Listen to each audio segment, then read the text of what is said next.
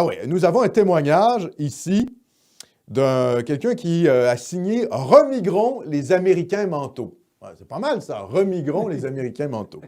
Alors, bonjour à toute l'équipe de Nomos TV. Je tiens à vous faire parvenir mon témoignage, car en tant que jeune homme de 18 ans originaire de l'Est de l'île, la découverte de Nomos TV a été pour moi une véritable bouffée d'air frais.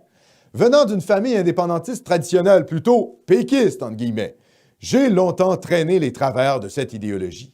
Cependant, avec les années, le gauchisme décomplexé de plusieurs indépendantistes me mettait de plus en plus mal à l'aise.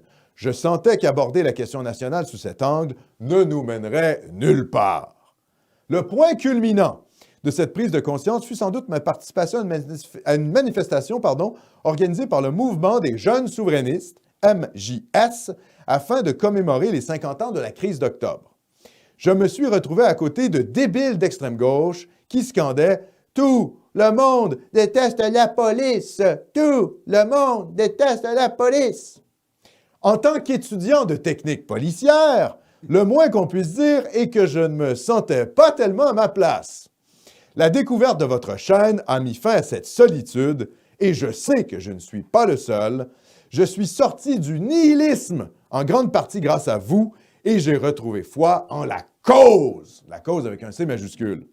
Mille merci à vous pour ce travail à la fois essentiel et colossal que vous faites.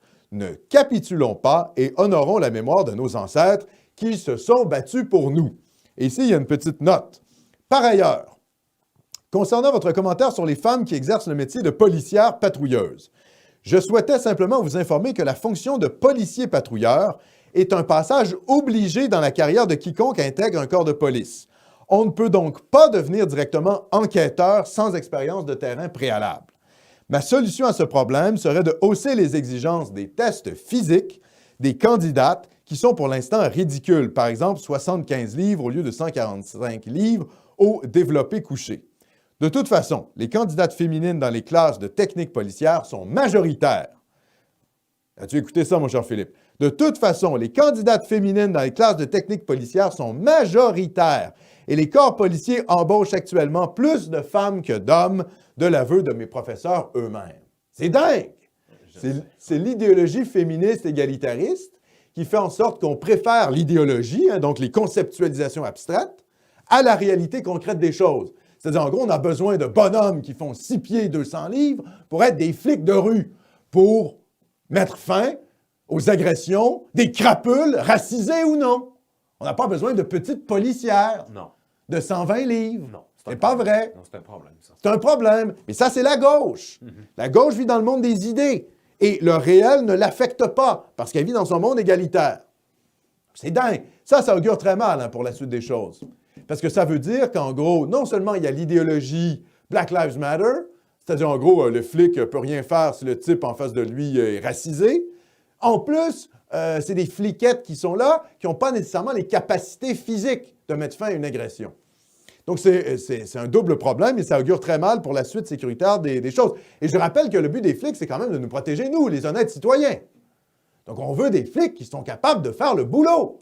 On ne veut pas de l'idéologie queer, féministo, remplaciste. On veut des flics qui fassent leur travail de flics. Mais le délire égalitariste comme ça, on pourrait en parler aussi pour les femmes soldats. Même chose, c'est le même principe. On a des témoignages à Nomos TV de soldats qui nous disent qu'ils sont obligés de transporter le matériel des femmes soldats. Quand ils sont en entraînement. Oui. Vous imaginez, vous êtes à la guerre, ça là. n'a pas de sens. Vous êtes à la guerre, pom, bom, bom, il y a votre collègue, il pèse 200 livres et il est blessé. Vous devez le traîner hors de la zone de combat. Et vous êtes une petite soldate de 125 livres. Ben oui. Vous avez de la difficulté même à porter votre sac à dos et votre arme, tellement c'est lourd. Et vous allez me faire croire que vous allez être capable de déplacer votre collègue, votre camarade soldat qui pèse 200 livres? Mais non, bien sûr que non. Donc, c'est un boulet, vous voyez? Ouais. Ça ne fonctionne pas. Pendant ce temps-là, les Chinois, la race jaune, qu'est-ce qu'elle fait? Elle met en place des super soldats d'élite. Et eux, alors bien que ce soit des communistes, oui, mais des communistes pragmatiques. C'est ça le truc. Les nationaux communistes chinois, eux, ils ne sont pas dans le délire égalitariste femmes dans l'armée. Quoi qu'il y a des femmes dans l'armée chinoise, évidemment. Certainement. Ah oui, et probablement alors, des millions et des millions. Ah ben oui, bien sûr. Je peux vous garantir qu'ils n'ont pas le cerveau détruit par les délires féministes. Ça, c'est sûr. Même chose pour les Russes, Parce que là, peu importe ce qu'on pense des Russes et de leurs revendications dans l'Arctique, il faut bien comprendre une chose. Le Canada et la Russie, à cause de la position géographique, justement, dans l'Arctique, il y a quand même des petites rivalités de territoire. Hein? Donc, penser d'affronter les Ruskov avec une armée composée, je ne sais pas, à 50 de soldats qui ne sont pas vraiment capables de faire le boulot, c'est un problème, ça. Vous voyez? Donc, l'idéologie égalitariste, c'est une chose, et puis quand on applique dans le réel, c'est autre chose. Cela dit, hein, je ne suis pas, soyons très clairs, je ne suis pas anti-russe. Mais j'exposais ça comme purement un problème théorique, là. Les Russes, les Chinois, peu importe. L'adversaire en tant que tel, si lui, il n'est pas dans cette logique égalitariste féministe, bien, ça veut dire que la moitié de ses soldats, c'est des bonhommes, quoi, hein, qui sont capables de faire le boulot. Donc, c'est bien, une armée, c'est pas là pour répondre aux idéologies totalitaires de la gauche égalitariste. Remigron, les Américains mentaux, poursuit son courriel. Alors, finalement, je terminerai ce courriel par une question. Je sais qu'à Nomos TV, vous n'êtes pas des adeptes de l'eschatologie thunbergienne. Évidemment, de Thunberg. Comment elle s'appelle déjà? Greta. Greta Thunberg, merci. L'idole des mondialistes. L'idole des mondialistes. Moi non plus. Cependant, il m'apparaît inévitable que l'humanité, considérant la croissance exponentielle de sa démographie et donc de sa consommation, ce qui est vrai pour l'Afrique, hein? La croissance démographique, elle est juste en Afrique actuellement. Bien comprendre ça, la Chine est en réduction, la Russie est en réduction, l'Amérique du Nord en réduction, l'Europe en réduction. Le seul continent qui est en croissance démographique, c'est l'Afrique. Et je ne vous raconte pas les problèmes que ça pose pour l'Europe. Hein? L'Europe est en face de la Méditerranée. Bon, enfin bref, et donc de sa consommation traversera dans un avenir plus ou moins rapproché une crise écologique et économique majeure.